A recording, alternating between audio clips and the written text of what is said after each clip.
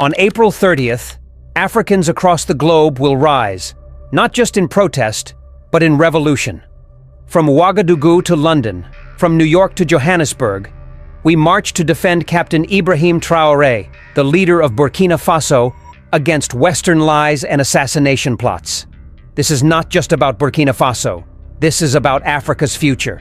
And this time, we will not be silent.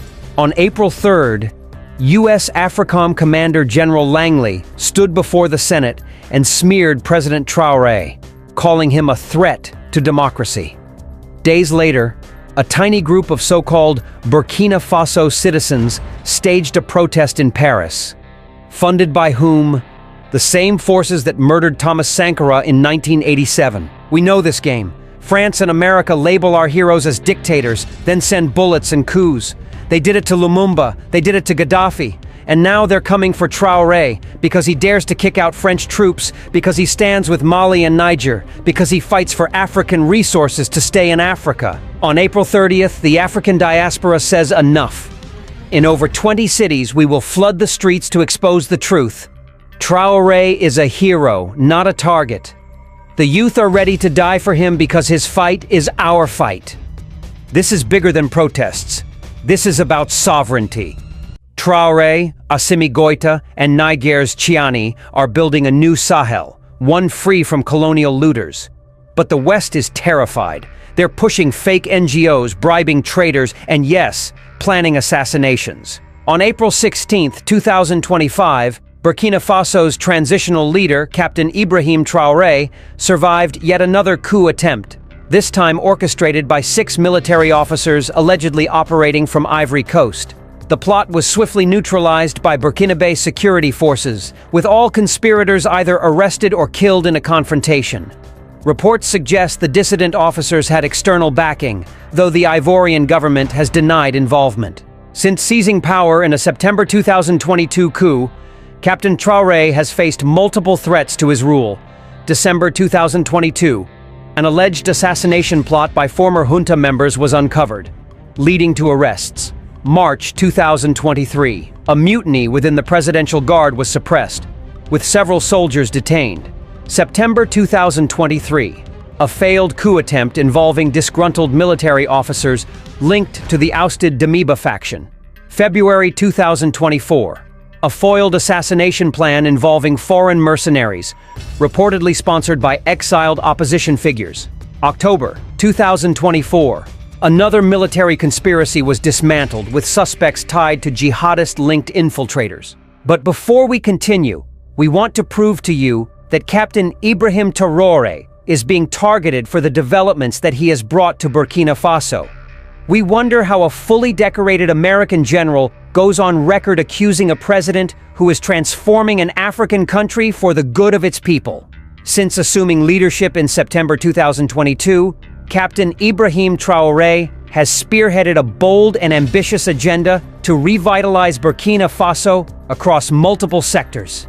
His government's achievements reflect a commitment to sovereignty, self-sufficiency, and rapid development, breaking from decades of dependency and underinvestment. Under Traoré's leadership, Burkina Faso has taken decisive steps toward economic independence. The Central Bank of Burkina Faso has been restructured to reduce reliance on foreign financial systems, ensuring greater control over monetary policy. This shift has stabilized the national currency and strengthened fiscal resilience against external shocks. Additionally, the government has aggressively pursued the reclamation of the country's mineral wealth, renegotiating unfair mining contracts and ensuring that Burkinabe resources benefit the people first. Agriculture, the backbone of Burkina Faso's economy, has undergone a massive modernization drive. The government has invested heavily in mechanized farming, distributing tractors, harvesters, and irrigation equipment to cooperatives nationwide. This has boosted productivity, reduced food imports, and empowered rural communities. Large-scale farming initiatives have turned previously underutilized land into thriving agricultural zones, ensuring food security and creating jobs. Recognizing that development cannot thrive without strong infrastructure, Traoré's administration has prioritized road construction and modernization. The government has acquired state-of-the-art road-building equipment, accelerating the expansion of highways and rural roads, Key projects include the Ouagadougou-Bobo Dioulasso Expressway and new regional corridors linking farming hubs to urban markets. These investments have reduced transport costs, boosted trade, and improved accessibility for millions. Burkina Faso's energy sector has seen unprecedented growth, reducing dependence on foreign electricity imports.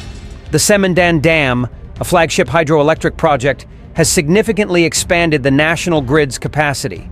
Alongside this, large-scale solar plants have been constructed across the country, harnessing Burkina Faso's abundant sunlight to power homes and industries. These initiatives have cut energy shortages, lowered costs, and paved the way for industrial expansion. Traoré's vision for a self-reliant Burkina Faso includes fostering local industries. New factories producing everything from textiles to processed foods and construction materials have sprung up nationwide, creating thousands of jobs. Special economic zones have attracted both domestic and foreign investment, further diversifying the economy and reducing unemployment, particularly among the youth. Healthcare has been a major focus, with the government building new hospitals, renovating existing ones, and deploying mobile clinics to remote areas.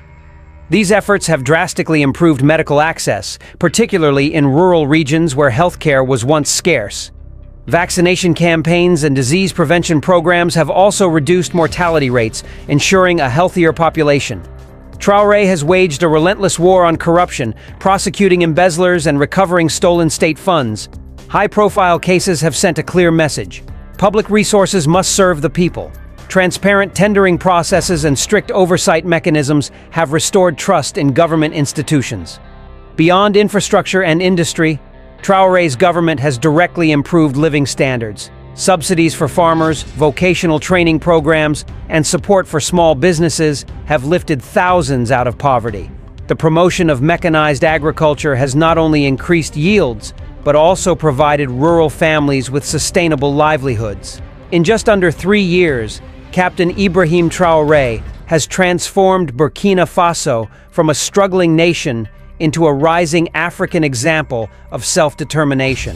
His achievements, spanning economy, agriculture, infrastructure, energy, employment, health, and governance, demonstrate a leadership style rooted in pragmatism, patriotism, and people-centered development.